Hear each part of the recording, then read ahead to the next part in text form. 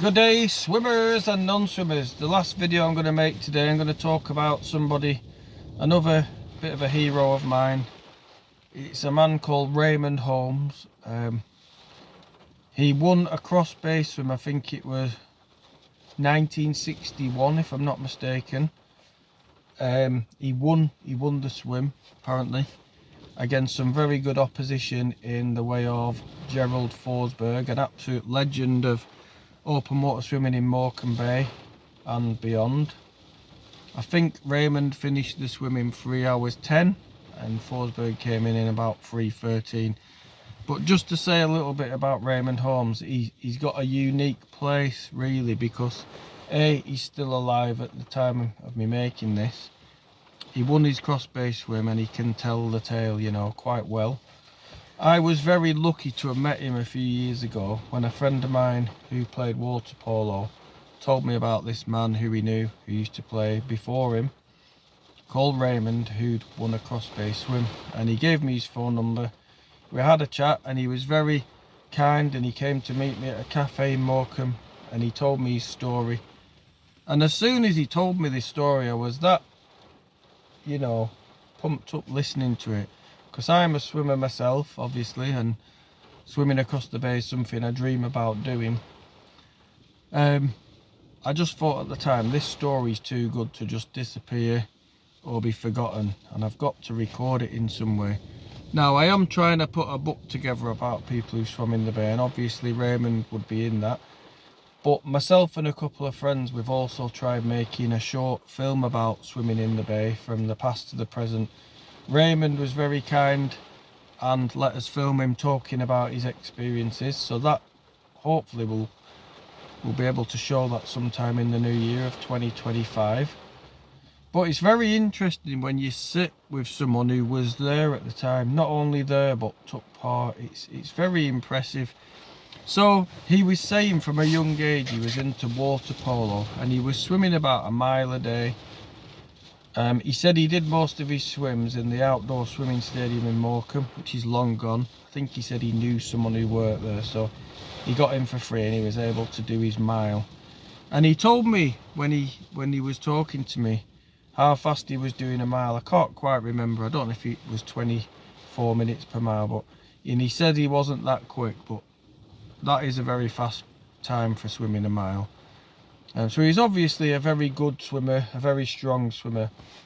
But he did say he wasn't really a distance swimmer, and that's not where his interest lay. He was into water polo and he was just swimming every day just to keep his fitness up, to compete in that which he loved doing. At some point somebody told him about the Cross Bay race from Grange to Morecambe and he entered. He remembers being assigned a boat pilot.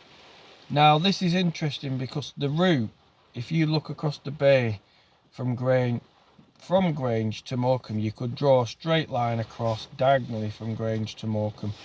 But he said you don't swim across in a straight line like it. Looked more like a dog legs path where he swam across. I think the boat pilots try and get you as much tidal assistance as they can, probably from the Kent Channel, which flows in from our side into the bay and winds its way across. He remembers coming quite close to the shoreline of Morecambe Bay as he got across, somewhere close to Happy Mount Park, and then it was just a matter of swimming down that channel that runs parallel to the shoreline here down to the stone jetty. Now it seems that he already had some insider knowledge because he'd won inshore swims. I think it was 54, 55, 56 and 1957, where they'd swim from the Battery up to Happy Mount Park and back to the Clock Tower, which is a 4-mile swim, but you'd swim in that channel on that race. But he was telling me when he came down that channel to finish at the stone jetty, he knew as he swam down that channel to put himself on the left hand side of it, like the shore side, so at the last minute he could just angle himself out of the channel and swim towards the jetty to climb out to win, you know. And I'm sure he said other people who perhaps didn't know Morecambe so well went onto the far side of the channel, left it too late and couldn't get out of it enough, and they were swept past the finish line. So it's very good that he had that information. I'm not sure how many cross-bay swims he did. He did at least one. He might have done another. He also won quite a lot of the inshore in very fast times, very competitive times. He was obviously someone who liked to challenge in a race, and obviously very good at it. He did say though, I think when he won that cross-bay swim, you know, that he's not a natural born or a lover of long distance swimming. He just entered it for the challenge. And even though Forsberg came in a good few minutes behind him, he did say on a swim much longer he thought Forsberg probably would have had the advantage over him, because he was more a natural born long distance swimmer, whereas Raymond was probably better suited to a short course, faster pace. He also says that he went on to win many times on river loon swims which they held somewhere near the aqueduct. I think these swims would have been, I don't know if they're a mile or a couple of miles up and down. And he also remembers there being somewhere on the river loon then where you could hire rowing boats, and perhaps these rowing boats were used to pilot swimmers on these races. But you know, in terms of Morecambe Bay, Cross Bay, the inshore swims and River Loon, he's had a lot of success in races. And he also went on to say that a lot of times when they gave the trophies or the big shields that you win for these races, they'd award them to you at somewhere, an old picture house somewhere in Lancaster. He couldn't quite remember where it was, but he said there'd be an interval halfway through the film where they get people up on stage and hand them these trophies or shields. And he said he got the feeling that the audience in the cinema weren't too impressed or all that keen on having the film disturbed so some swimmers could get up. But you know, it's just a bit of a backstory.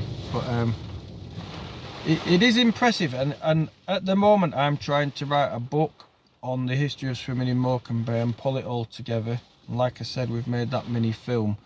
But Raymond really is the inspiration for me doing all of it. Only because I've met him face to face. I was really impressed with his story. He was such a nice bloke. He gave up his time and came to meet me. He remembered a lot of details about the swim. You know, he's in no way like big-headed about it or anything. He's very humble about it all.